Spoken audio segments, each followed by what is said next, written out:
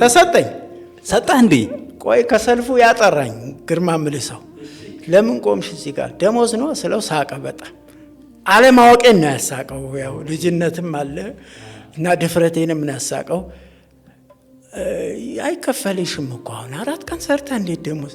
ባክኔ ምንም የለኝም ጋሽ ግርማ ምን ነካ? የታክሲ የለኝ መበላው የለኝ ምን ላድርግ ታዲያ አልኩት። እውነት ነው ደግሞ ከአዲስ ከተማ አምባሳደር ቲያትር እንግዲህ ስቴዲየም ሊደርስ ምን ይቀረዋል? በእግሬ ነው የምመጣው። ስመለስም በእግሬ ነው የምሄደው። ባስ ያኔ አስታውሳለሁ 15 ሳንቲም ነው። 15 ሳንቲም ከየት ታመጣል? ማን ይሰጣል? በጣም ብዙ ነው እኮ ብዙ ነው። በዚህ አጋጣሚ ማሜ እና አዲስ ሰዎች የሚቀጥሩ ሰዎች አንዳንዴ ወር ሲሞላቸው አይደል የሚሰጧቸው? ግን ወር ሳይሞላ የትራንስፖርት ምናምን ሊያስፈልጋቸው ይችላል አዲስ ከሆኑ ምናልባት አይደል? ኦኬ። በኋላ በቃ እንዲህ ብዬ ስነግረው ሂድ አለቃችን ቢሮ ግባ አለኝ።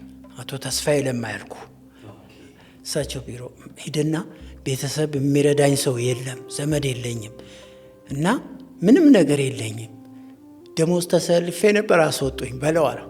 ለካ እሱ ተንኮል ነው እንዲስቅብኝ ነው ይላከኝ። ያስቅብኝ እሺ፣ በእግረ መንገዱም ሊረዳው ይችላል ብሎ ነው። እኔ ገባው፣ አንኳኩቼ ገባው። አቤት መሐመድ ምን ነበር አለኝ። አይ ጋሼ እዚህ ጋር እኮ ደሞዝ ተሰልፌ ከሰልፍ አስወጡኝ አልኩት። ጦሽ ነው ያለው። እሺ በሳቅ እንዴ ይመጣው ነው የሚያስቀው።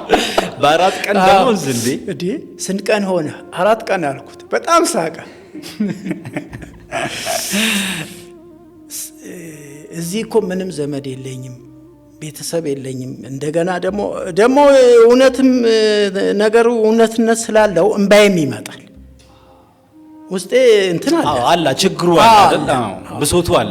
እና ቆይ እሺ አይዞህ በቃ እናንተና ገንዘብ እኮ በጭራሽ አትኳኳኑም ማለት ነው አለኝ። ጉራጌ ማለቱ ነው።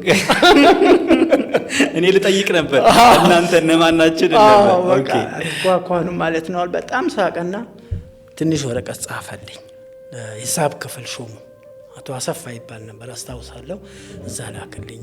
በቃ እንደዚህ ቤተሰብ የለውም እባክህ እንደው የሚደርሰውን አስብና እስቲ ምን ያህል ይደርሰዋል ስጠዋል። ወረቀቱን ይዤ ሄድኩና አቶ አሰፋ ለሚባሉት ሰጠው።